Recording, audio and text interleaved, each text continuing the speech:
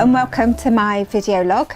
Today I'm going to be talking just a bit about trainers because I've just had to go and get a new pair. The pair that I've had, this pair, have done me well. I ran my 50 miles in them on the South Downs Way, ran them for a fair bit of a training, and I've been using them ever since. And I think it's finally time for them to say goodbye and to go to a great trainer heaven in the sky. Now, it's always difficult knowing exactly when to change trainers. For me, there's a few giveaways. The very obvious ones, I start getting holes in them, as you can see here. Then when you look at the tread on the bottom, you see some of the tread has worn away completely here, or worn down a lot rather, and here it's gone. Now when you look at the bottom of your trainers, it gives you a really good idea as to how you're running, as to which bits wear first. So when I look at the heels of mine, yeah, on these the heels have worn down more than I would expect, which shows that I've been heel striking more, which I tend to do when I get tired. When I first start running, I've got better form, so I'm landing on my forefoot, my heels hardly touch the ground, but the more tired I get, so the longer I run for, the more likely I am for my heels to hit the ground first. So you can see by looking at the wear pattern on your trainers how you're running, and that can be really quite interesting. Well, interesting in a kind of geeky sort of way. The other thing that I notice, I tend to get niggles and pains where I don't normally get niggles and pains in my legs and my knees. And I found that normally coincides with when the trainers have done a few hundred miles. I buy a new pair of trainers, the niggles go away.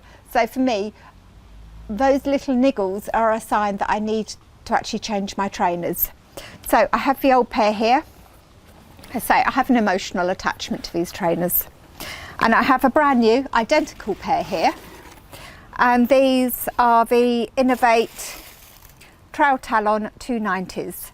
So if you look at the bottom of that one and compare it to the bottom of that one, you can see the differences on the tread and where they've run down. Yes, you can see how much they have actually been worn.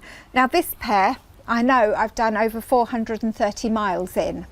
And I know that because I use the gear option within Garmin Connect to track how many miles I do on a pair of trainers.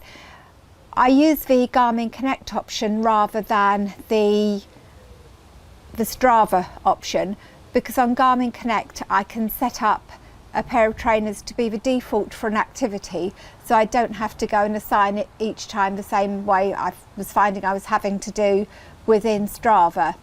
So I can have a default thing set up for trail running. I've got my boots set up as a default for hiking. You can have all sorts of different gear set up for all sorts of different things, and it will give you a warning when it's coming towards the end of its life that you've set. So these 430 miles, very emotional times, a nice new shiny pair that I'm going to be wearing on tonight's run. There's a few things you can do to improve the life of your trainers, especially trail shoes. And as runners, I think we're all guilty of neglecting them a bit, really. So if I show you on this old pair here, some of this wear and tear will be due to me not having washed them properly after a run, because as you can see, you get all the mud and grit and grime in there, and that is very, very abrasive. So this bit here, and also you can see another hole appearing here, this is where you have most bend and most friction, and therefore most abrasion. So that is where they wear out first. It's also the join between the nicely protective bit and the breathable bit. So that is always going to be an area of weakness on trainers. One thing I will say for these trail talons, I'm getting, I say, 430 miles out of this pair, nearly 500 out of my pair before that, compared to about 250 on the old rock lights that I was using. So these are definitely lasting longer. The other thing I do if they're wet, when I get them home, I take the insoles out completely and rinse them off separately and let them dry separately. And this does stop that horrible trainer grotty dead smell that tends to permeate everywhere. If you ever do any running on beaches, which I do now and again, it's really, really important to wash out your trainers in clean, fresh water. Otherwise, after a week, when they've dried out, it will smell like something's died in your cupboard. I've been wearing Inov-8s now for a few years. I bought my first pair before I did my first obstacle course race because I felt that the trainers I did have for road trainers just wouldn't be up to it, up to the level of mud. And I love Inov-8s. They are my favourite brand of trail shoes. I was quite disappointed when the Rocklite 280s were discontinued because I've been wearing them for years. When I find a pair of trainers I like, I buy the same type over and over and over again, and I'd never had a single problem with them. No blisters, no toenails falling off, nothing nasty like that.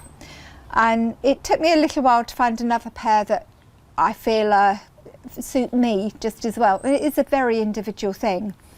I went for the Trail Talon 290s because I was going to be training for the South Downs Way 50, knowing that the trails in the summer are quite hard, or can be quite hard. There's a lot of flint up there. I wanted something with slightly more cushioning, but you do still need good grip off-road, and these seem to fit the bill, and they've been really, really comfy. So I'll most probably stick with these for as long as they carry on making them. So Inov-8, if you're watching this, please don't discontinue the Trail Talon 290s anytime soon.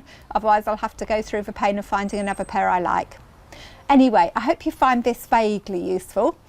If you do, then click the like button below. If you don't, then click the like button below.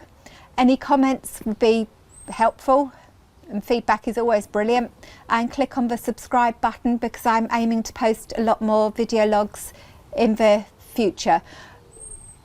As some of you know, I've just come back from going up Ben Nevis and backpacking down the West Highland Way. So I'm going to be making a series of videos on the kit that I used, how we got on and how everything panned out during that. So click on subscribe and you'll be updated. Thank you.